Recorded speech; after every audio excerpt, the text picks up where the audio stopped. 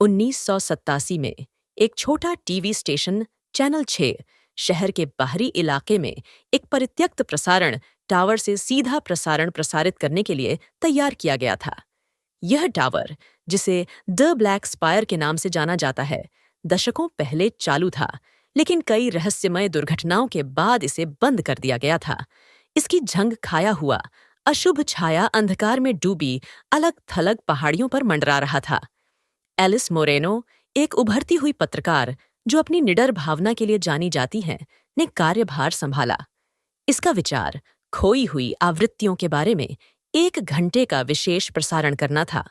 पुराने प्रसारणों की अफवाहें, जो कथित तौर पर बंद होने के बाद भी स्पायर के भीतर लूप पर चलती थीं।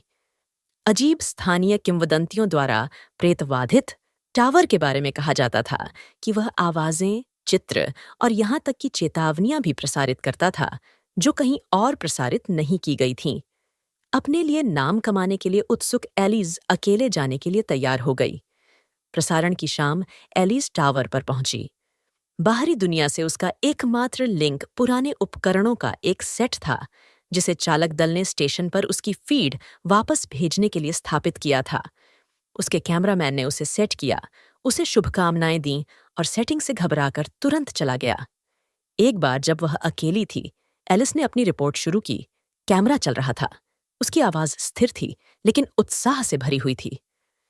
शुभ संध्या दर्शकों। आज रात हम अतीत के अवशेष ब्लैक स्पायर की ओर बढ़ रहे हैं। कई लोगों का मानना है कि इस टावर ने कभी भी प्रसारण बंद नहीं किया। वे कहते हैं कि खोए हुए लोगों की आवाजें अभी भी इन तारों के माध्यम से गूंजती हैं। जैसे ही एलिस टावर में गहराई तक गई, स्टैटिक की हल्की कर्कश ध्वनि हवा में भर गई। वह जो रोशनी लेकर आई थी, वह हर कदम पर टिमटिमा रही थी, जिससे जंग लगी दीवारों पर लंबी डरावनी छाया पड़ रही थी। उसने दर्शकों से सीधे बात करते हुए कैमरे को समायोजित किया। तभी अचानक एक विकृत आवाज ने फीड को बाधित कर दिया। एलिस, यह फुसफुसाया, धीरे से और खींचा हुआ। वह स्तब्ध रह गई। उसका दिल तेजी से धड़कने लगा। उसने स्वयं इसे नहीं सुना था, लेकिन दर्शकों ने इसे स्क्रीन पर चमकते हुए देखा। उसका अपना चेहरा, थोड़ा विकृत, सिग्नल के सामान्य होने से पहले टिमटिमा रहा था। उसने अपनी रिपोर्ट जारी रखी, इस बात से अनजान कि दर्शकों ने क्या देखा। मैं अब मुख्य ट्रांसमिशन रूम में प्रवेश कर रही हूं, एलिस ने पुराने उपकरणों से भरी धुंधली, धूल भरी जगह में कदम रखते हुए बताया। सन्नाटा दमघोंटू था। परछाइयां तेल की तरह घनी थीं। जैसे ही उसने खोजबीन की, उसे पुराने टेप इधर-उधर बिखरे हुए मिले। कुछ पर लेबल लगा हुआ था, कुछ को खाली छोड़ दिया गया था। उत्सुकतावश उसने एक उठाया और उसे एक प्राचीन मॉनिटर पर चलाया। उसे यह जानकर झटका लगा कि टेप में उसी कमरे में खड़ी उसकी फुटेज दिखाई गई। उसका चेहरा डर से भर गया और उसने फुसफुसाते हुए कहा, कृपया कोई मेरी मदद करो। उसका पेट फूल गया, लेकिन वह यह तर्क देते हुए फिल्म बनाती रही कि यह एक विस्तृत शरारत थी। हालांकि उसके द्वारा बजाया गया प्रत्येक टेप उस कहानी का एक अलग हिस्सा बताता प्रतीत होता था, जिसे उसे अभी जीना बाकी था। एक ने उसे लक्ष्यहीन रूप से भटकते हुए दिखाया। उसकी आवाज कांप रही थी, कह रही थी कि उसे बाहर निकलने का रास्ता नहीं मिल रहा है।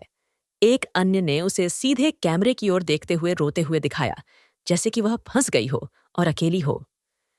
एलिस, आवाज फिर से सुनाई दी, लेकिन इस बार यह अधिक स्पष्ट, विकृत, लेकिन पहचानने योग्य थी। यह उसकी अपनी थी। अचानक बिजली चमकी और मॉनिटर पर उसका प्रतिबिंब उसे घूरता हुआ दिखाई दिया, लेकिन आंखें उसकी अपनी नहीं थीं। वे अंधेरे, खोखले और आतंक से भरे हुए थे। घबराकर उसने मॉनिटर बंद कर दिया, लेकिन पाया कि सिग्नल बंद नहीं हो रहा था। उसका प्रतिबिंब वहीं रह गया, जो अब मौन शब्द बोल रहा है। वह कांच के अंदर एक ठंडा वर्णक्रमीय हाथ दबाते हुए उसकी ओर पहुंचा। एलिस, अब जाओ। आवाज मॉनिटर से आई, हालांकि उसके होंठ स्थिर रहे। वह ट्रांसमिशन रूम से बाहर निकली। उसका दिल तेजी से धड़क रहा था। हवा में घने कोहरे की तरह हवा भर रही थी। उसने अपने दल, अपने बॉस, किसी से भी संपर्क करने की कोशिश की, लेकिन उसका रेडियो केवल उसकी अपनी आवाज के विकृत टुकड़ों के साथ बज रहा था। जो मदद के लिए चिल्ला रही थी।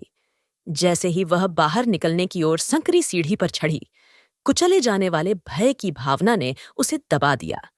वह लड़खड़ा गई। पीछे मुड़कर देखा तो उसे हर टूटी हुई स्क्रीन और सीढ़ी के किनारे परावर्तक धातु के टुकड़े पर अपना चेहरा दिखाई दिया। प्रत्येक प्रतिबिंब ने एक ही चेतावनी दी, वापस मुड़ो, एलिज, बहुत देर हो चुकी है। शीर्ष पर निकास द्वार हिल नहीं रहा था और वह पागलपन से उस पर पटक दी। उसकी अपनी आवाज का एक टेढ़ा संस्करण उसके पीछे हंस रहा था, मजाक कर रहा था, दीवारों से गूंज रहा था। आप नहीं जा सकते एलिज, अब हम प्रसारण का हिस्सा हैं। आखिरकार उसे कैमरे की याद आई, जो बाहरी दुनिया तक पहुंचने का उसका आखिरी मौका था। उसने इसका सामना करते हुए विनती करते हुए कहा, अगर कोई देख रहा है तो कृपया प्रसारण बंद कर दें, इसे जारी न रहने दें। यदि आप इसे देखते हैं तो जान लें कि मैंने टावर कभी नहीं छोड़ा।